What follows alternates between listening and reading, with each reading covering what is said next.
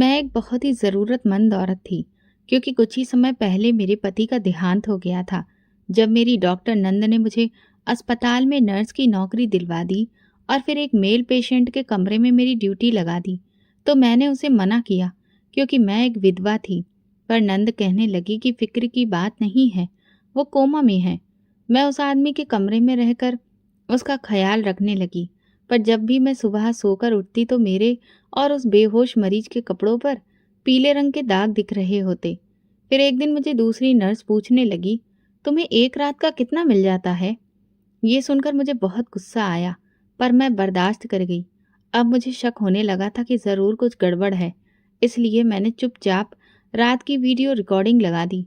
और जब सुबह उठकर मैंने उस वीडियो को देखा तो मेरी दुनिया ही पलट चुकी थी, क्योंकि वीडियो में साफ तौर पर दिख रहा था कि वो मरीज। आज मेरा पहला दिन था नौकरी पर। मैंने खुद को एक दुपट्टे से बहुत अच्छे से ढक रखा था और भगवान का नाम लेकर घर से निकल पड़ी। मेरी बड़ी नंद डॉक्टर अनामिका ने मेरे लिए अस्पताल में नौकरी लगवाई थी। वो कहती थी, अंजू, अपने पैरों पर खड़ा होना सीखो, लोगों पर बोझ मत बनो। और सच ये था कि मैं खुद भी किसी पर बोझ नहीं बनना चाहती थी। मेरे पति की मौत को 6 महीने बीत चुके थे। उनके साथ अचानक एक हादसा हो गया था, जिसके बारे में किसी को भी अंदाजा नहीं था। और फिर एक दिन वो हमेशा के लिए चले गए, मुझे अकेला छोड़कर। माँ बाप ने कहा कि वापस आ जाओ, लेकिन मैंने मना कर दिया। मैंने कहा नहीं, मैं अपने ससुराल से वापस नहीं आना चाहती, क्योंकि मेरी 3 भाभियाँ थीं और मैं बहुत अच्छे से जानती थी कि मायके में रहने वाली लड़कियों या फिर एक विधवा औरत का वजूद किस तरह से ये समाज तोलता है। आज जब मैं अस्पताल पहुंची तो अनामिका ने कहा, तुम्हारी ड्यूटी कोमा वाले मरीज के कमरे में है। मैं जरा सा रुकी। एक मर्द पेशेंट, अनामिका ने नरमी से कहा, वो बेहोश है अंजू, तुम्हें उससे कोई खतरा नहीं है और तुम्हारी सुरक्षा की जिम्मेदारी मेरी है। मैंने सिर हिला दिया और कुछ कहे बिना ही उस कमरे की तरफ बढ़ गई। मेरे दिल में अजीब सा भार महसूस हो रहा था, लेकिन मुझे खुद पर भरोसा भी था। अंदर दाखिल हुई तो देखा कि एक लंबा चौड़ा खूबसूरत नौजवान बिस्तर पर बिना किसी हलचल, बिना किसी हरकत के पड़ा हुआ था। उसके चेहरे पर अजीब सा सुकून था, जैसे कि वो बरसों से सो रहा हो। उसे देखकर मुझे बहुत ज्यादा अफसोस हुआ। हे भगवान, इस पर अपनी कृपा करना। अभी इसकी उम्र ही क्या है, इसकी कितनी जिंदगी अभी बाकी है। मेरे दिल से उसके लिए प्रार्थना निकली, शायद इसलिए क्योंकि मेरा पति भी बिल्कुल उसकी ही उम्र का और उसके जैसा ही दिखता था। लंबा, हैंडसम, कम बोलने वाला, और वो भी एक दिन इसी तरह से अचानक मुझे छोड़कर चला गया और हमेशा के लिए खामोश हो गया। मैं उस पेशेंट के पास बैठ गई। मेरी भगवान में बहुत आस्था है और इसी वजह से मैंने भगवान के कुछ भजन धीमी आवाज में गाने शुरू कर दिए। कमरे में सुकून छा गया था। कुछ देर तक मैं उसके पास बैठी रही और फिर उठकर उसके आसपास का जायजा लेने लगी। वहां पर कुछ भी करने के लिए नहीं होता था, इसलिए मैंने सोचा सो जाती हूँ। मैंने खुद से कहा और फिर मेरी आंख लग गई। सुबह जब मेरी आंख खुली तो शरीर में बहुत ही थकान सी महसूस हो रही थी, लेकिन दिल निश्चिंत था। लेकिन जैसे ही मैंने अपने कपड़े सही किए तो मुझे कुछ पीले रंग के धब्बे नजर आए। ये देखकर मैं घबरा गई। ये कैसे और कहाँ से? रात को तो कुछ भी नहीं हुआ था। मैंने तुरंत अनामिका से बात की। दीदी, मेरे कपड़ों पर कोई अजीब सी चीज लगी है। मैं नहीं जानती कि ये क्या है, लेकिन अजीब बात है। ये सुनते ही वो जैसे आग बबूला हो गई। अंजू, तुम्हें कोमा वाले पेशेंट के कमरे में लगवाना मेरी बहुत बड़ी गलती थी। अगर तुम इस तरह की बातें करोगी तो फिर मेरी नौकरी भी खतरे में पड़ जाएगी। लेकिन दीदी, मैंने तो अभी कुछ कहा ही नहीं है, बस पूछा है कि। उन्होंने बीच में टोक कर कहा, बस कोई बात किसी से मत करना और अपने काम से काम रखो। मैं खामोश हो गई, लेकिन दिल में एक सवाल पैदा हुआ, क्या वाकई मैं गलत कर रही थी? क्या सच में सिर्फ कुछ पूछ लेना ही गुनाह हो गया था? कुछ घंटे के बाद जब मैं नर्सिंग रूम में गई तो वहां 2 नर्सें आपस में हंस रही थीं। एक ने मुझे देखा और कहा, रात का मुआवजा अच्छा मिला होगा, है ना? मैं हक्का बक्का रह गई। मुआवजा? क्या मतलब? दूसरी नर्स ने तंजिया हंसी हंसते हुए कहा, अरे नया नया चेहरा है, अभी समझ नहीं आया होगा। मैं शर्म से जमीन में गड़ गई। मेरे पास कोई जवाब ही नहीं था। कुछ लम्हों के लिए ऐसा लगा जैसे मेरी आंखों के सामने अंधेरा छा गया हो। जब अनामिका दीदी ने गुस्से में मुझे चुप करवाया और वो नर्सें अजीब तरह के कमेंट छोड़कर हंसने लगीं। तो मेरे लिए कुछ भी बदला हुआ नहीं था, बस थोड़ा ज़्यादा साफ हो गया था। मुझे अंदाजा हो चुका था कि ये जगह जितनी साफ दिखाई देती है उतनी है नहीं। अगले दिन जब ड्यूटी शीट देखी तो मेरा नाम फिर उसी कमरे के साथ लिखा था, यानी कि अब मेरी हमेशा के लिए ड्यूटी वहीं के लिए बन चुकी थी। कोमा वाले पेशेंट का कमरा। दीदी, मेरी ड्यूटी किसी और जगह लगवा दीजिए, मैंने आराम से पूछा। वो चेयर पर बैठी हुई फाइल पलट रही थी। क्यों? अब क्या दिक्कत हो गई है? बस थोड़ी परेशानी हो रही है। वो मरीज मर्द है ना? उनकी आवाज़ बुलंद हो गई। मैंने तुम्हें वहाँ खुद लगाया है और ये सबसे आसान ड्यूटी है। ना कोई शोर, ना भीड़ भाड़, और वो आदमी भी कोमा में है, ना कुछ देखता है और ना सुनता है। इससे तुम सुरक्षित भी बनी रहती हो। अगर बार बार जगह बदलती रहोगी तो फिर सबको शक होगा। हालात को समझने की कोशिश किया करो। मैं खामोश हो गई। उनकी बात में वजन था और हालात, वो तो मेरे खिलाफ ही थे। कुछ दिनों में ही मेरा रूटीन बन गया। शाम के वक्त अस्पताल आती, ड्रेस पहनती, अटेंडेंस लगाती और सीधा उस कमरे में चली जाती। कमरे का दरवाज़ा बंद होता, रोशनी धीमी रखती और मशीनों की धीमी बीप की आवाज़ हर तरफ फैली रहती। पेशेंट का नाम फाइल पर आदित्य राय चौधरी लिखा था। मैं फाइल देख चुकी थी। वो एक ही जगह लेटा रहता, उसकी पलक तक नहीं हिलती। कुछ दिन बाद एक दिलचस्प बात हुई। सफाई के दौरान मुझे कमरे की दराज खुली हुई मिली। अंदर एक पुरानी घड़ी, एक गंगा जल की बोतल और एक छोटी सी डायरी नुमा नोटबुक थी। मैंने वो नोटबुक खोली तो उसमें सिर्फ खाली पन्ने थे, लेकिन आखिरी पन्ने पर एक छोटी सी बात लिखी थी, खामोशी सब कुछ सुन लेती है। मैंने वो बात कई बार पढ़ी। उसमें एक अजीब सा असर था, जैसे कि किसी खामोश चीख की गवाह हो। अगली रात मैं कमरे में आई तो नर्स रूम में एक नर्स दिखाई दी। उसका नाम गीता था। उसने मुझे देखा, नज़र चुराई और बड़बड़ाई, यही है शायद। मैंने सुना पर अनसुना कर दिया। रात को हमेशा की तरह मैंने बाकी पेशेंट्स को दवाइयाँ दी, टेम्परेचर चेक किया और वापस अपनी ड्यूटी वाले रूम में आ गई। मैं आज अपने साथ एक बहुत अच्छी किताब लेकर आई थी। मैंने सोचा कि मैं पढ़कर आदित्य को सुनाऊंगी, क्योंकि कोमा में जो मरीज होता है वो कम से कम सुन तो सकता ही है ना। और वो बेचारा न जाने कब से इसी हाल में लेटा होगा। मैं काफ़ी देर तक उसे किताब पढ़कर सुनाती रही और फिर धीरे धीरे मुझे अजीब सी थकान महसूस होने लगी। मैंने सोचा कि कुछ देर के लिए झपकी ले लेती हूँ, लेकिन जब मैं जागी तो 3 घंटे गुजर चुके थे। मुझे झटका लगा। उसी वक्त मुझे ड्रिप लगानी थी। मैंने तुरंत ही अपना काम पूरा किया। एक दिन ऐसा हुआ कि वार्ड बॉय कमरे में आया और बोला, बाहर आपको डॉक्टर अनामिका बुला रही हैं, कुछ डॉक्यूमेंट्स पर साइन लेने हैं। मैंने अपने हाथ के दस्ताने उतारे और बाहर निकलने ही लगी थी कि मुझे ऐसा लगा कि कमरे का दरवाज़ा लॉक हो गया है। क्या इसे तुमने लॉक किया? मैंने वार्ड बॉय से पूछा। नहीं मैडम, दरवाज़ा तो खुद ही बंद हुआ, इसमें ऑटो लॉक सिस्टम है, उसने बेफिक्री से जवाब दिया। मुझे शक सा हुआ, मगर फिर खुद को समझा लिया कि शायद वाकई सिस्टम ही ऐसा हो। कुछ दिनों बाद एक और नर्स आई, शिवानी। वो मेरे पास आकर बोली, आपको पता है वो मरीज 5 महीने से इसी हालत में है। 5 महीने? मैं हैरत से दोहराया। हाँ, और कोई उसे देखने भी नहीं आता। बस एक बार कोई वकील सा आदमी आया था, वो भी पिछले महीने। बात छोटी थी लेकिन मेरे लिए बहुत बड़ी हो गई।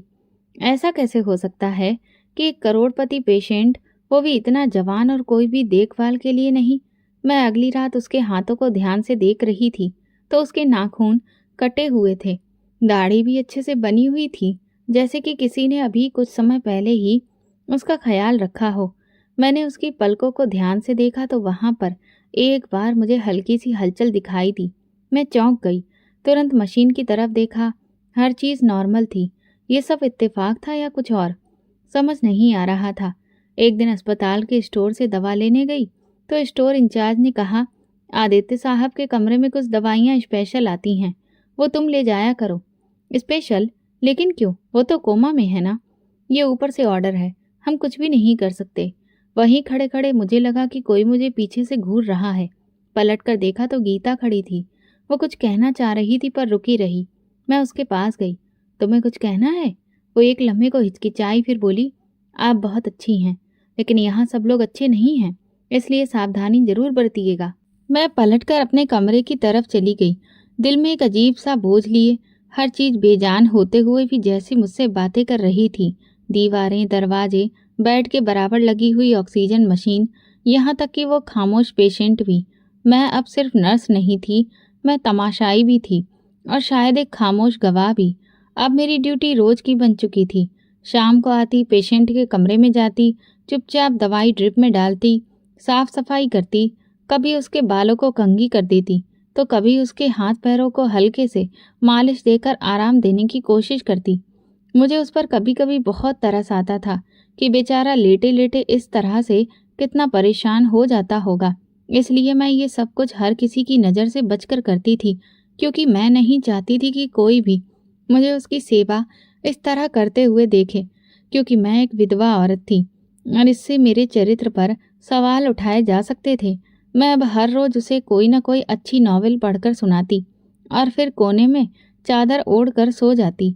इस पूरे काम के दौरान ना किसी से कोई बात होती, ना कोई दखल अंदाजी, लेकिन कुछ दिनों से एक अजीब सा रूटीन बन गया था जिसने मेरी नींद को भी सुकून से भर दिया था। हर सुबह आंख खोलती तो मेरे कपड़ों पर कुछ पीले धब्बे होते। पहले दिन सोचा कि शायद सफाई के दौरान कोई दवा या फिर कोई दूसरी चीज का धब्बा लग गया होगा, लेकिन अगले दिन फिर वही हुआ और फिर तीसरे दिन भी। एक दिन जब नर्सिंग रूम में मैं ड्रेस बदल रही थी तो एक नर्स आरती ने कहा, अंजू दीदी, आपकी ड्रेस तो बहुत ज़्यादा ही इस्तेमाल की गई लगती है। रात की ड्यूटी लगता है अच्छी उजरी। मैंने चौंक कर उसकी तरफ देखा। क्या मतलब है तुम्हारा? वो हंसने लगी। अरे दीदी, ये तो मजाक था, आप तो बहुत जल्दी गंभीर हो जाती हैं। फिर दूसरी नर्स नैना बोली, आरती छोड़ो भी, अंजू दीदी बहुत अच्छी औरत हैं, उन्हें ये सब बातें समझ में नहीं आती। मैं वहाँ से चुपचाप निकल गई, लेकिन अंदर कुछ खटकने लगा। ये धब्बे, ये बातें, ये इशारे, इन सब में कुछ अजीब जरूर था। फिर एक और वाकया हुआ। ड्यूटी के दौरान एक वार्ड बॉय दवा देने आया। मैंने उसे गुड इवनिंग कहा, लेकिन वो बिना जवाब दिए अंदर दाखिल हुआ।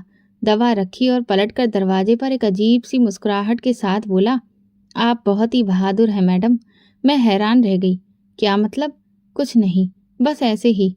और फिर वो चला गया। ऐसा पहली बार हुआ था कि किसी ने मुझे बहादुर कहा, लेकिन इस जुमले के पीछे क्या था मैं समझ नहीं सकी।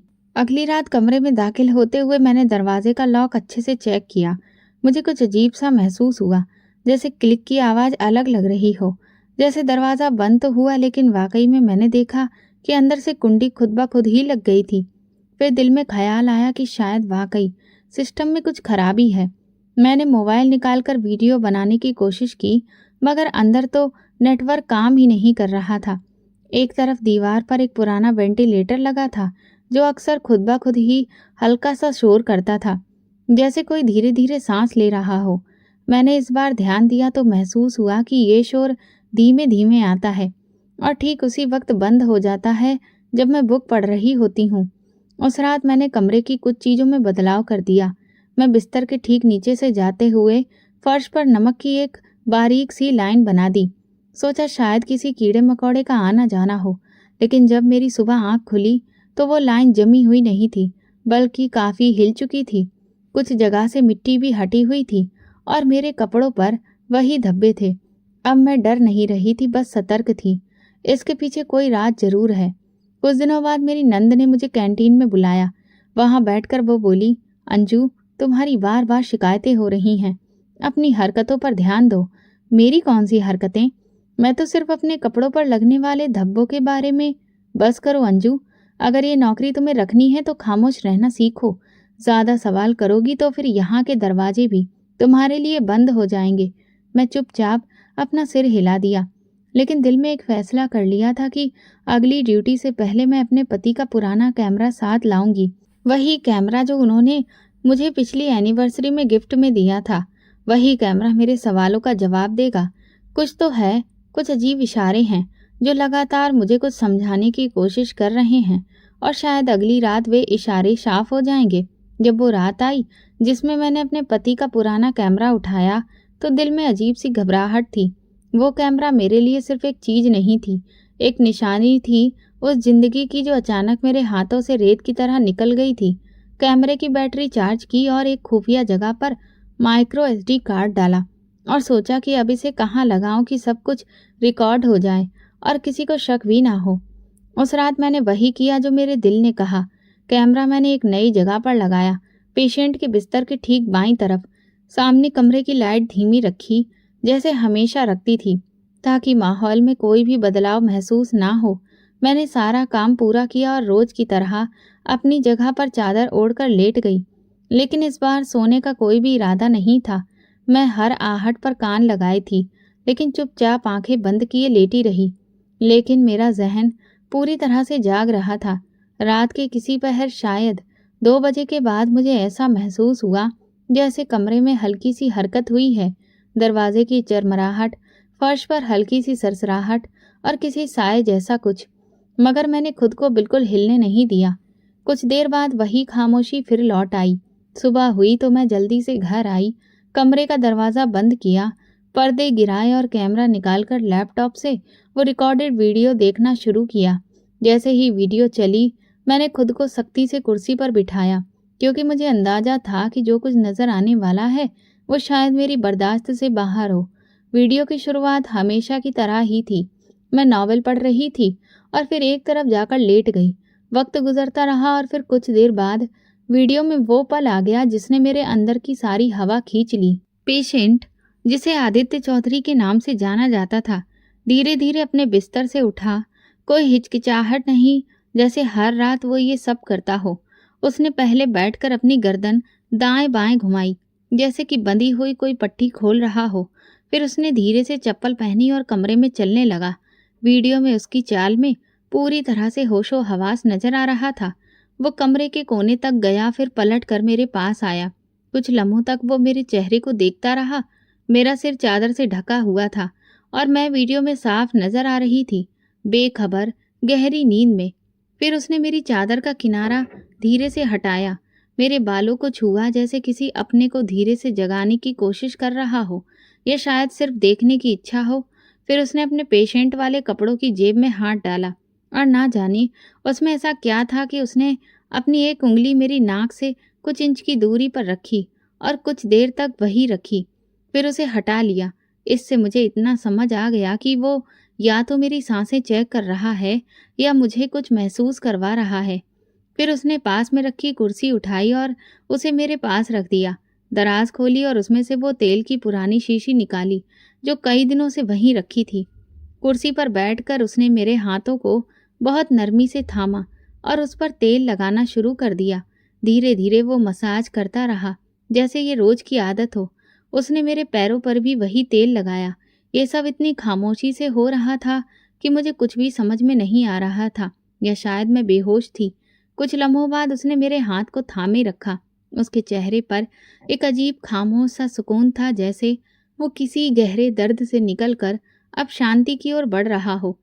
फिर बिना किसी जल्दबाजी के उसने शीशी वापस दराज में रखी, चप्पल उतारी, कुर्सी वापस अपनी जगह रखी और आकर बेड पर लेट गया, उसी पोजीशन में जैसे वो हमेशा लेटा होता था। मैंने वीडियो रोक दी। मेरे हाथ कांप रहे थे, दिल तेजी से धड़क रहा था। दिमाग में बस एक बात गूंज रही थी, ये इंसान कोमा में नहीं है। मैंने तुरंत मोबाइल उठाया और अनामिका दीदी को कॉल किया, लेकिन उनका नंबर बंद आ रहा था। मैंने वीडियो फिर से चलाया और कुछ स्क्रीनशॉट्स ले लिए, सबूत के तौर पर।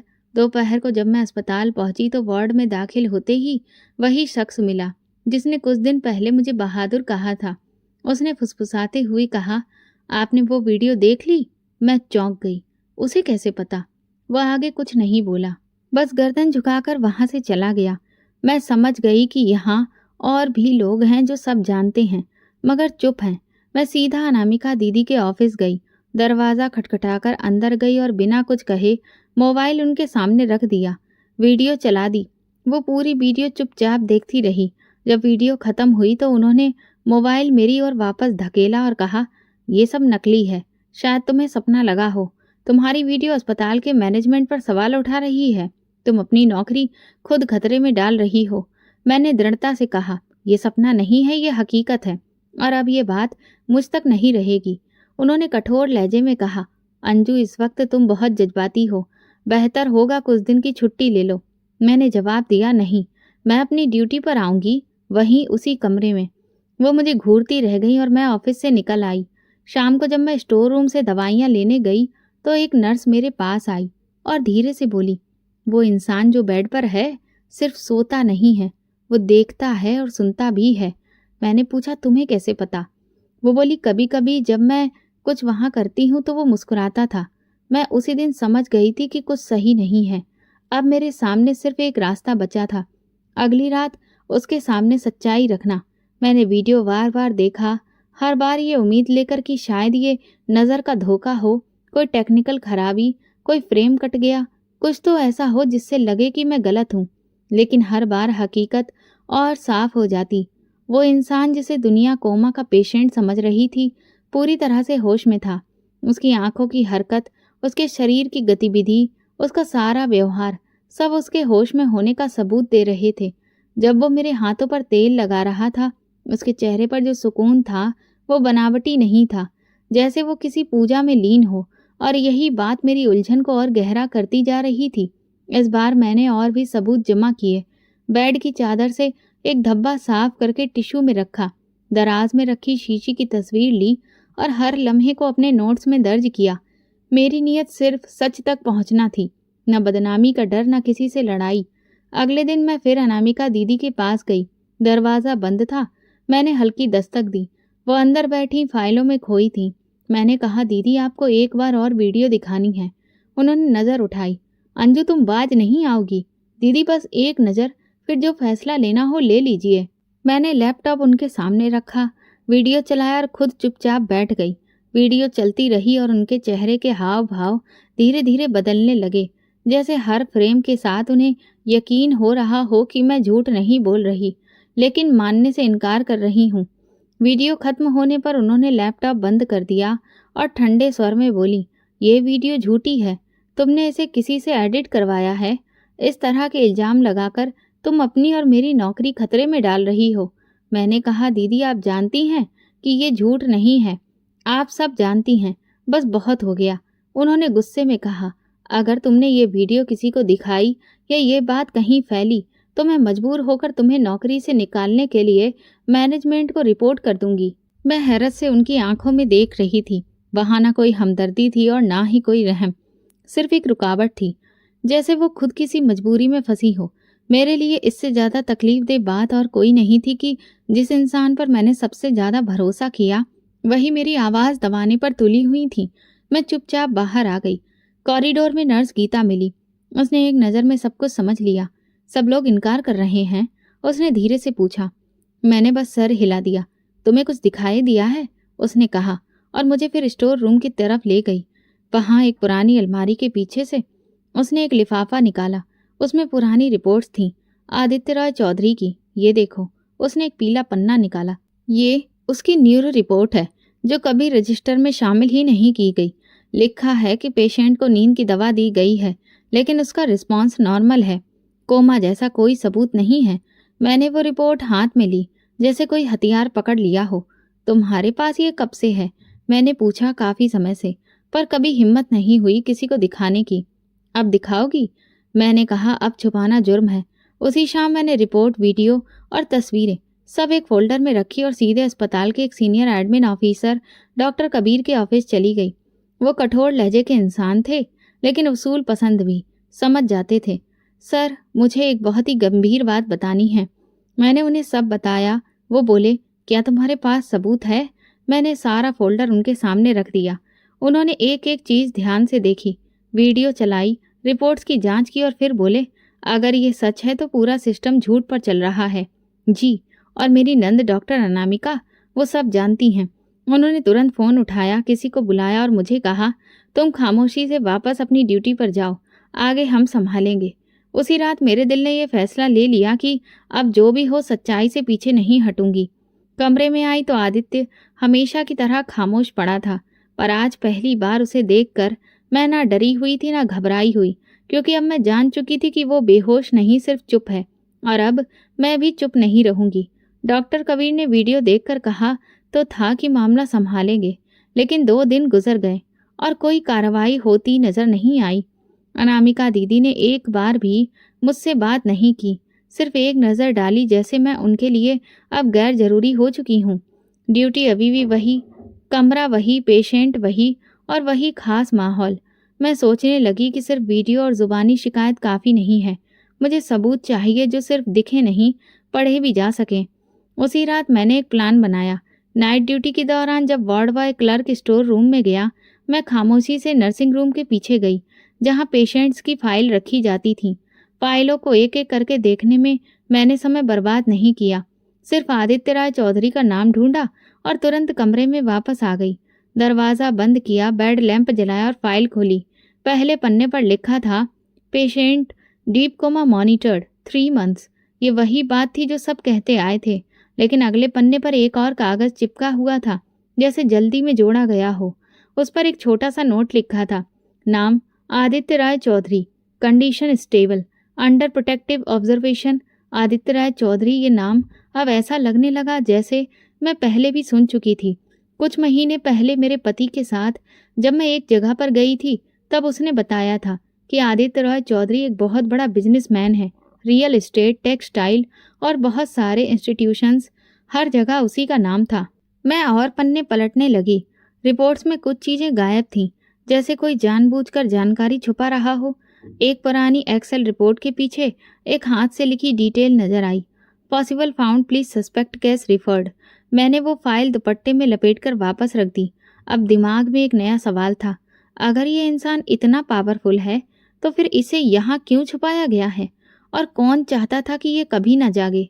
अगले दिन मैंने अस्पताल की पुरानी नर्स संगीता दीदी से बात करने का फैसला किया। वो सुबह की शिफ्ट में आती थी और बीते 20 साल से ये काम कर रही थी। अस्पताल की दीवारों जैसी खामोश, लेकिन सब कुछ जानने वाली। कैंटीन में चाय लेते हुए मैंने पूछा, दीदी आप आदित्य के बारे में कुछ जानती हैं? वो लम्हा भर रुकी। क्यों पूछ रही हो? बस ऐसे ही, कुछ रिपोर्ट्स अजीब हैं और वो ऐसा पेशेंट नहीं लगता जैसा बताया जाता है। उन्होंने इधर उधर देखा, फिर धीरे से बोली, तुम्हें कोई धमकी तो नहीं मिली? अभी तक नहीं, मगर सच जानने की सजा कब तक दूर रहती है? संगीता दीदी थोड़ी देर खामोश रही, फिर धीरे से बोली, ये इंसान कुछ महीने पहले जहर खुरानी के केस में आया था। इसकी हालत बहुत नाजुक थी, लेकिन ये बच गया। पुलिस में रिपोर्ट दर्ज हुई, लेकिन अगले ही दिन कार्रवाई बंद कर दी गई। क्यों? मैंने पूछा। कहा गया कि फैमिली को शक है कि ये अपनी जान लेने की कोशिश कर रहा था, मगर वो खुदकुशी नहीं थी अंजू। मैंने उसके कपड़ों पर निशान देखे थे, और सबसे बढ़कर जब वो होश में आया था तो खुद बोलकर उसने कहा था कि मुझे मेरे अपने मारना चाहते हैं। फिर ये सब छुपाया क्यों गया? क्योंकि उसने खुद कहा था कि उसकी जिंदा होने की खबर बाहर नहीं जानी चाहिए। उसने कहा, मुझे मरने के करीब समझकर जो चेहरे बेनकाब हो रहे हैं उन्हें पूरी तरह बेनकाब होने दो। मैं दंग रह गई। तो वो कोमा में नहीं था? नहीं बेटी, उसने सिर्फ एक ड्रामा किया है ताकि असली मुजरिम सामने आए। आपने ये बात किसी को नहीं बताई। हमेशा सोचा कि ऐसा करूं, फिर वही डर, नौकरी की सुरक्षा की। लेकिन तुम्हें वो हिम्मत है जो हम में नहीं थी। मेरी आंखों के सामने वो सारी रातें घूमने लगी, जब वो इंसान मेरे करीब आकर बैठता, मेरे हाथों पर तेल मलता और खामोशी से वापस चला जाता। मैं कितनी बेखबर थी, लेकिन अब नहीं। मैं वापस वार्ड में आई और कमरे का दरवाज़ा बंद करके कुछ देर उसके चेहरे को देखा। वो हमेशा की तरह वैसे ही बिना हरकत के पड़ा था, पर अब उसकी खामोशी समझ आने लगी थी। मैंने खुद से कहा, तुम सोते नहीं हो, तुम सब देखते हो, और अब मैं भी तुम्हें देख रही हूँ। अब मैं सिर्फ एक नर्स नहीं थी, मैं उसकी कहानी का किरदार बन चुकी थी, जो सबकी नज़रों से ओझल था। मैं खामोश गवाह थी और सच के करीब पहुंच चुकी थी। संगीता दीदी की बातें मेरे दिमाग में गूंज रही थीं। वो जो कुछ कहकर गई थीं, वो बस राज नहीं थे, एक भारी जिम्मेदारी भी थी। आदित्य चौधरी जिंदा था, होश में था, और खुद को मुर्दा दिखाकर अपने ही लोगों को बेनकाब कर रहा था। अस्पताल के कुछ लोग, जिन्हें हम अपनी जिम्मेदारी निभाने वाले समझते थे, एक कीमत पर खामोशी से बिक चुके थे। और मेरी नंद डॉक्टर अनामिका, वो कहाँ खड़ी थी? क्या उसकी मालूमात में ये सब कुछ था, या मैं सिर्फ एक मोहरा बनी? दिल चाहा कि उसे फिर से टटोल लूं, सवाल करूं, मगर अब मैं जान चुकी थी कि मेरे सवाल उसे नहीं, उस इंसान से होने चाहिए जिसने खुद को मुर्दा जाहिर किया है, जिसने मुझे रातों रात अपने पास बिठाया और खामोशी से तमाशा देखता रहा। उस दिन मैंने अपनी ड्यूटी पूरी की, किसी से बात नहीं की, ना किसी का सामना किया। दिल में बस एक ही सोच थी, आज बात करनी है, आज पर्दा उठना है। मैं अस्पताल के मंदिर गई, माथा टेका, प्रार्थना की और फिर चेंजिंग रूम में ड्रेस पहनने गई। आज मैंने अपने पति की दी हुई वो घड़ी पहनी जो मैं सिर्फ खास मौके पर पहनती थी। दिल में मजबूत इरादा था, कमजोरी नहीं। कमरे में दाखिल हुई तो हमेशा की तरह दरवाज़ा बंद करने से पहले मैंने गीता को बाहर देखा। वो थोड़ी दूरी पर खड़ी मुझे ही देख रही थी। मैंने धीरे से सिर हिलाया और वो पलट गई। दरवाज़ा बंद हुआ। कमरा अंधेरे में डूबा हुआ था। सिर्फ मॉनिटर की नीली रोशनी दीवार पर हल्की सी रंगत डाल रही थी। मैं धीरे धीरे बेड के करीब गई। दिल धड़क रहा था, लेकिन कदम मजबूत थे। मुझे सब पता है, मैंने नरमी से कहा। अब ये ड्रामा बंद कर दीजिए। वो लम्हा कुछ पल का मेहमान था। अचानक एक पलक झपकने के सेकंड में उसने आंखें खोल दी। मैं पत्थर बनी खड़ी थी और वो आदित्य रॉय चौधरी पूरे होशो हवास में मुझे देख रहा था। आखिरकार तुमने सच जान लिया अंजू, उसने धीरे से कहा। कितने दिनों से तमाशा चल रहा है? मैंने पूछा। आवाज में कोई भी कपकपाहट नहीं थी। काफी दिनों से, बल्कि महीनों से। लेकिन तुम्हारे आने के बाद ये सारा खेल एक और ही दिशा में चला गया। तुमने मुझे क्यों चुना? मैंने तुम्हें नहीं चुना, हालात ने किया। तुम्हारी फिक्र, तुम्हारी खामोशी, तुम्हारी अच्छाई, तुम्हारा ये मिजाज, ये सब खुद ब खुद मेरे लिए भरोसे का कारण बन गया। और अनामिका? मैंने पूछा। वो भी सब जानती है? नहीं, अनामिका को सिर्फ इतना पता है कि मैं जिंदा हूँ। बाकी कहानी उसके लिए भी छुपा ली गई है, लेकिन वो खुद को सुरक्षित रखना जानती है। तुम्हारी खामोशी मेरे लिए मुश्किल थी। तुम जानते थे कि मैं क्या कह रही हूँ, फिर भी खामोश रहे। वो लम्हे भर को चुप रहा, फिर बोला। मैं मजबूर था। अगर किसी पर भरोसा करता तो सब कुछ बर्बाद हो जाता। तुम पर भी शक था, लेकिन तुमने खुद ही सब साफ कर दिया। अब क्या चाहते हो? सच का पूरा चेहरा दिखाना चाहता हूँ। मेरे अपने करीबी भाई बहन, बिजनेस पार्टनर्स, सब ने मुझे खत्म करने का प्लान बनाया। जहर दिया, गाड़ी के ब्रेक फेल करवाए और फिर अस्पताल में एडमिट करवा के मेरी मौत की खबर फैला दी। और तुमने चुपचाप सब सह लिया, यहाँ छुपकर रहना मंजूर किया। नहीं अंजू, मैंने वक्त को खरीदा है। यहाँ से बाहर हर चीज़ खतरनाक है, लेकिन अंदर से मैं एक एक चीज़ को नोट कर रहा हूँ। मेरे वकील, मेरे खुफिया गार्ड्स और कुछ वफादार लोग पूरी रिपोर्ट तैयार कर रहे हैं। सिर्फ एक खास वक्त का इंतज़ार है। और तब तक मैं क्या करती रहूँ? अब तुम्हें कुछ नहीं करना है। तुम सिर्फ मेरी सच्चाई की गवाह बन चुकी हो। मैं कुर्सी खींचकर उसके पास रखी और बैठ गई। मैं कोई तमाशा देखने वाली नहीं हूँ आदित्य। मैंने इस अस्पताल की दीवारों के पीछे बहुत कुछ सहा है, और जो कुछ होगा उसमें मेरा भी हिस्सा होगा। वो मुस्कुराया। तुम्हारा हिस्सा तो सबसे मजबूत है। शायद इस कहानी की शुरुआत तुम ही हो। हम खामोश हो गए। कमरे में सिर्फ मशीनों की हल्की आवाज़ बाकी रह गई। मैं उस रात सोई नहीं, वो भी नहीं। पहली बार दो जागते हुए इंसान उस कमरे में एक साथ थे, बिना पर्दे, बिना झूठ के। सुबह हुई तो बाहर रोशनी थी, मगर मेरे अंदर पहली बार सुकून था, क्योंकि अब मेरे सामने कोई पर्दा नहीं था। जब आदित्य ने नरमी से कहा, मैं जानता था कि तुम सब समझ जाओगी, तो मेरे कदम खुद ब खुद पीछे हटे। उसके लहजे में तसल्ली थी, मगर मेरे दिल में भारी गुस्सा उभरने लगा। मैंने गहरी सांस ली और बिना किसी झिझक के कहा, तुमने मेरे भरोसे का फ़ायदा उठाया। तुमने मुझे हर रात इस कमरे में रखा, अपनी सच्चाई छुपाकर मुझे तमाशा बनाया। वो कुछ देर खामोश रहा, फिर धीरे से बोला, नहीं अंजू, मैंने तुम्हें आजमाया। किसी इंसान के किरदार को परखने के लिए वक्त लगता है, और मैं हर कदम पर देख रहा था कि कौन मेरी गैर मौजूदगी में वफादारी निभाता है। तुमने वो सब किया जिसे कोई वैल्यू भी नहीं करता। मैं रुख मोड़ा, जैसे अपनी नाराजगी को छुपाना चाहती थी, लेकिन सच यही था कि उसकी बातों में भी वजन था। मुझे अपनी खुददारी की कुर्बानी नहीं देनी थी, लेकिन ये भी मानना पड़ा कि जो इंसान इतनी बड़ी साजिश के खिलाफ अकेला खड़ा हो, वो किसी पर भी तुरंत भरोसा नहीं कर सकता। तुम्हें कब पता चला कि मैं शक करने लगी हूँ? मैंने पूछा। उसी दिन जब तुमने मेरा हाथ झटका। उस रात मैंने पहली बार तुम्हारी आंखों में भरोसे की जगह सवाल देखे थे। मैं कुर्सी पर बैठ गई। आदित्य अपनी उसी पोजीशन में लेटा रहा, मगर उसकी आंखों में वो गहराई थी जो सच छुपाने वालों में नहीं होती। तुम इस सब से क्या निकालना चाहते हो? मैंने साफ शब्दों में पूछा। इंसाफ, और उसकी जमानत जो मेरे लिए खड़ी हुई जब सबने मेरा साथ छोड़ दिया। वो बात मेरे दिल में जैसे तीर की तरह लगी। एक लम्हा आया कि मैंने सोचा, क्या वाकई मेरा होना इतना खास हो गया था?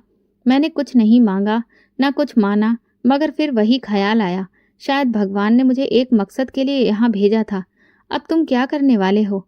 मैंने बात आगे बढ़ाई। मेरी लीगल टीम मेरे दस्तखत का इंतज़ार कर रही है। जैसे ही मैं पूरी तरह से अस्पताल से निकलने के काबिल हो जाऊंगा, मेरे भाई बहनोई और 2 पार्टनर्स के खिलाफ क्रिमिनल केस फाइल हो जाएगा। सब कुछ कानूनी तरीके से होगा और अस्पताल का क्या? यहाँ तो सबने खामोशी खरीद ली है। डॉक्टर कबीर मेरा आदमी है, वही मेरा खास था। उसे भी भरोसा दिलाना मुश्किल था, मगर अब वो सब कुछ संभाल रहा है। अनामिका को भी बाहर निकलना होगा, बस वक्त का इंतजार है। वो मेरी ननद है, मैंने अचानक कहा। मुझे समझ नहीं आता वो इस सब में क्यों खामोश रही। आदित्य ने नरमी से कहा, शायद वो सिर्फ सुरक्षित रहना चाहती थी। वो कुछ लोग जालिम नहीं होते, सिर्फ कमज़ोर होते हैं। वो जवाब में मेरे दिल को चुभ गया था। सच था, लेकिन उसे एक्सेप्ट करना मुश्किल था।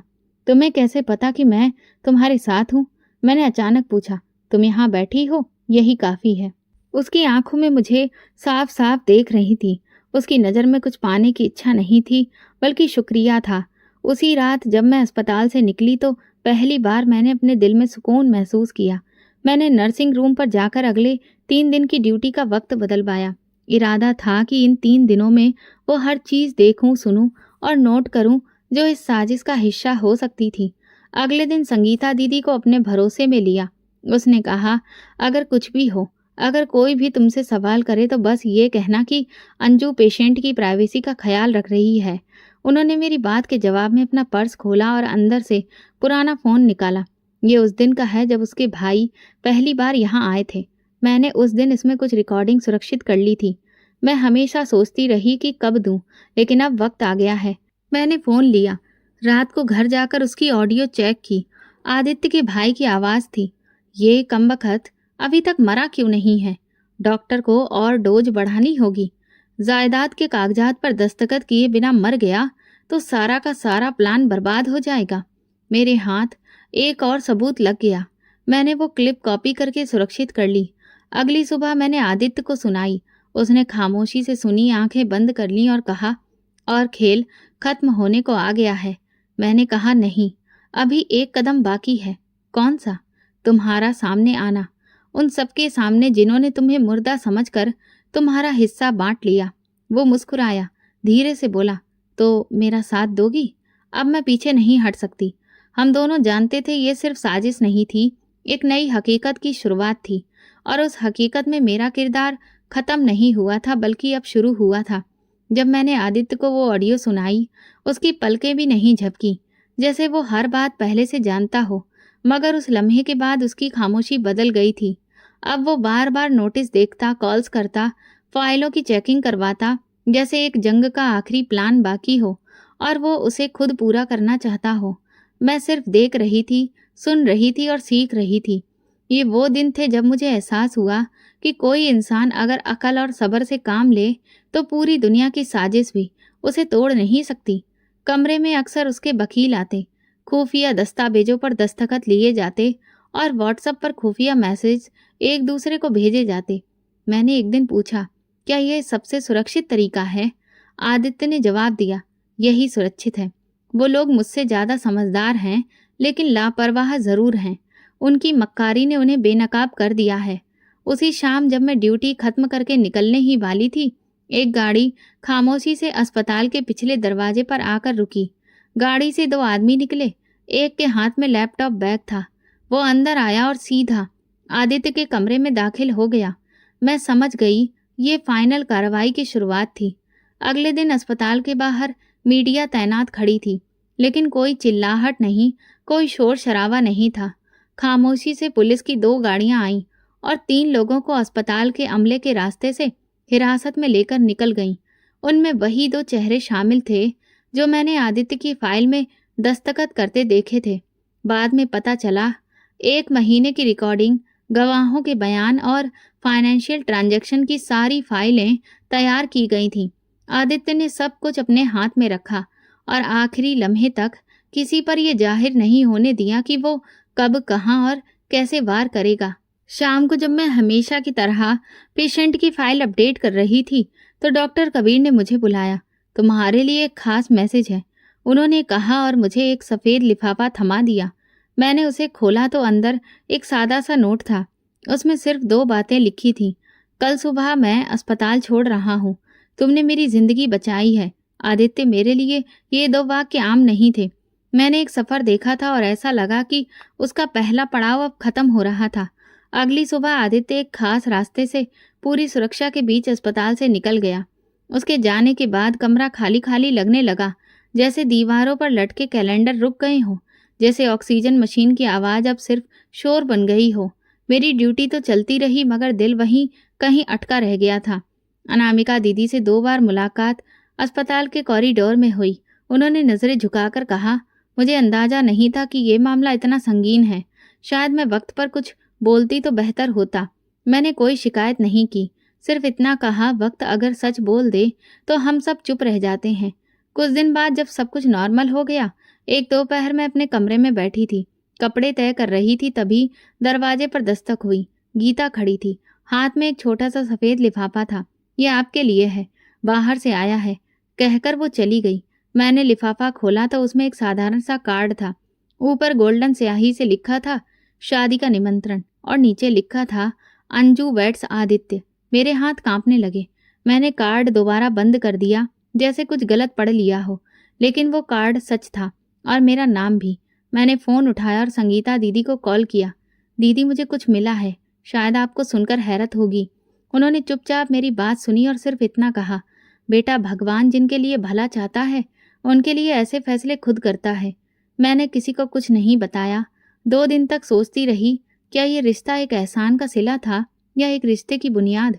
वो इंसान जिसे मैं सबसे ज़्यादा असुरक्षित समझ रही थी, आज मेरे दरवाजे पर एक मजबूत वादा लिए खड़ा था। आखिरकार मैंने भगवान के आगे सिर झुकाया और फैसला अपने दिल के हवाले कर दिया। अब एक और कदम उठाना था, मगर ये कदम जिंदगी की तरफ था। वो कार्ड कई दिन मेरे तकिए के नीचे रखा रहा। मैं उसे बार बार खोलती, पढ़ती और फिर रख देती। आदित्य का फैसला मेरे लिए हैरान कर देने वाला नहीं था, लेकिन ये सोचना कि मैं वाकई उसकी नई शुरुआत का हिस्सा बन सकती हूँ, ये मेरे लिए आसान नहीं था। मैंने कई रातें भगवान से बातें करते हुए गुजारी। अगर ये रिश्ता मेरे हक में है तो मेरे दिल को सुकून दे दो, अगर नहीं है तो मुझे मना करने की हिम्मत दे दो। मैं अकेली थी, मगर कमज़ोर नहीं। अब जो फैसला करना था वो जज्बात पर नहीं, अकल और ईमान पर करना था। तीसरे दिन मैंने संगीता दीदी को बुलाया, उनके सामने चाय रखी और कहा, आपको कैसा लगेगा अगर मैं हाँ कह दूं? वो थोड़ी देर चुप रही, फिर बोली, अंजू, तुमने उस आदमी को उस वक्त इज्जत दी जब दुनिया ने उसे मरा हुआ समझ लिया था। अगर वो तुम्हें जिंदगी की इज्जत देना चाहता है तो ये तुम्हारा अधिकार है। मैंने उनकी बात सुनकर सिर झुका लिया। अगले दिन मैंने फ़ोन उठाया, आदित्य के वकील का नंबर मिलाया और सिर्फ इतना कहा, मेरा जवाब हाँ है, मगर मेरी कुछ शर्तें भी हैं। वकील ने कहा, मैं उन्हें सब बता दूंगा। शाम तक आदित्य की तरफ से मैसेज आ गया, तुम्हारी हर बात मुझे दिल से कबूल है। शादी साधारण तरीके से होगी और रिश्ता सिर्फ इज्जत पर कायम होगा। इस जवाब ने मेरे दिल को एक नरमी दी। मैंने लाल दुपट्टा निकाला, वही जो मेरी पहली शादी में मुझे पहनाया गया था। उसमें कई पुरानी यादें थीं, मगर आज उसमें एक नया मोड़ जुड़ने जा रहा था। शादी की तारीख तय हुई, एक छोटे से हॉल में। ना कोई बैंड बाजा, ना कोई दिखावा, बस 2 दिल, 2 परिवार और 2 गवाह। उसी दिन मैंने अपनी पहली शादी का लहंगा पहना और अपने पहले पति का दिया हुआ वो छोटा सा लॉकेट, जिसे मैं हमेशा दिल के करीब रखती थी। संगीता दीदी मेरे साथ थी और गीता ने मेरा दुपट्टा ठीक किया। आप बहुत खूबसूरत लग रही हो अंजू दीदी, उसने कहा। मैं सिर्फ प्रार्थना करूंगी कि ये सारी खुशियाँ हमेशा बनी रहें। पंडित जी ने मंत्र पढ़ना शुरू किया। हम दोनों साथ में बैठे थे। वो पूरे वक्त सिर झुकाए, पूरी संजीदगी से चुपचाप बैठा रहा। उसे जैसा जो रस्म निभाने को कहा गया उसने वैसे ही निभाया। जब उसे मेरी मांग भरने को कहा गया तो मेरे थोड़े हाथ कांपने लगे, लेकिन मैंने आंखों से इशारा करके उसे इजाज़त दी। उसने मेरी मांग भरी और फिर मुझे मंगलसूत्र पहनाया। हर रस्म के साथ मेरे दिल का बोझ हल्का होता गया। फिर हम 7 फेरे लिए। मेरे हर फेरे का वचन दिल से बोली और भगवान से प्रार्थना की, जिस सफ़र की शुरुआत तूने मेरे सब्र से करवाई उसका अंजाम भी मेरे लिए बेहतर बना दे। ना कोई फोटोग्राफर था, ना वीडियो, ना कोई पोस्ट। बस मेरे दिल में उस लम्हे की तस्वीर सुरक्षित थी, जिसमें मेरी वफादारी और मेरी सच्चाई एक नए रिश्ते में बंध गई थी। वापस आने के बाद संगीता दीदी ने मेरे हाथ पकड़कर कहा, तुम सिर्फ पत्नी नहीं हो, एक मिसाल हो। आदित्य ने शादी के बाद मुझसे कहा, मैंने दुनिया को दिखाया कि मैं मरा हुआ हूँ, मगर तुमने मुझे एहसास दिलाया कि मैं जिंदा रहने के काबिल भी हूँ। तुमने जिस तरह से मेरा ख्याल रखा, मेरे बारे में सोचा, मेरे अकेलेपन को हर रोज दूर करने की कोशिश की, उसी ने मेरे दिल में तुम्हारे लिए एक खास जगह बना दी। मैंने मुस्कुराकर कहा, तो इसलिए तुम रोज मेरे हाथ पैर की मालिश करते थे? उसने थोड़ा शर्माते हुए कहा, हाँ, क्योंकि मुझे हर बार एहसास होता था कि तुम मेरे लिए कितनी मेहनत करती हो और थक जाती हो। बस उसी के लिए एक छोटी सी कोशिश करता था, और कुछ नहीं। हमने कोई हनीमून प्लान नहीं किया, किसी दूसरे देश की सैर पर नहीं निकले। अगले दिन हम दोनों एक साथ मंदिर गए, वहां जाकर पूजा की, गरीबों में कपड़े बांटे, सब कुछ एक साथ किया जैसे दो आम इंसान जो एक गैर मामूली मुश्किल से गुजरकर अब साधारण तरीके से जिंदगी जीने की कोशिश कर रहे थे। मेरी जिंदगी के इम्तिहान खत्म नहीं हुए थे, लेकिन अब मुझे अकेले उनका सामना नहीं करना था। ये शादी किसी एहसान का बदला नहीं थी, ये दो रास्तों का मेल था जो अलग अलग चलते चलते एक मोड़ पर आकर एक साथ हो गए। अब मैं एक नई जिंदगी में दाखिल हो चुकी थी, जिसमें मेरे हमसफर वो सब कुछ जानते थे जो मैं छुपाना चाहती थी। उसके बाद जो उन्होंने मुझे अपनाया, वो किसी एहसान से बढ़कर था। शादी के बाद जिंदगी में एक नया सुकून आया, लेकिन ये वो खामोशी नहीं थी जो दुख के बाद आती है, ये वो करुणा थी जो भगवान की मर्जी से नसीब होती है। मैं वही अंजू रही, साधारण, भगवान पर विश्वास करने वाली। फर्क सिर्फ इतना आया कि अब मेरा हर कदम किसी के साथ था। आदित्य ने शादी के बाद कुछ भी जताया नहीं, ना अधिकार दिखाया। उसकी आंखों में सिर्फ एक चीज थी, भरोसा। एक दिन सुबह नाश्ता करते हुए उसने कहा, मैं चाहता हूं कि तुम अपनी जिंदगी वहीं से दोबारा शुरू करो जहां से तुमने उसे छोड़ा था, लेकिन इस बार पूरे भरोसे के साथ। मैंने हैरानी से देखा, क्या मतलब? मैंने एक हॉस्पिटल खरीद लिया है, वो छोटा है मगर गरीब और मजबूर विधवा औरतों के लिए उसे रिजर्व किया है। मैं चाहता हूँ कि तुम वहाँ की इंचार्ज बनो। तुम्हारे जैसी औरतें किसी भी जगह की तस्वीर बदल सकती हैं। मैंने वो नाश्ता चाय के एक सादे कप के साथ किया, लेकिन दिल इतना भर आया कि कुछ पल के लिए सांस लेना ही भूल गई। अगर मेरे होने से किसी का दिल हिम्मत से भर सकता है तो मैं जरूर जाऊंगी। कुछ हफ्तों के बाद मैंने एक नया डिपार्टमेंट संभाल लिया। वहां आने वाली औरतों में ज्यादातर विधवा, तलाकशुदा या ऐसी लड़कियां थीं जो किसी सहारे की तलाश में थीं। मैं उनके बीच जाती, बिना किसी ऊंच नीच के।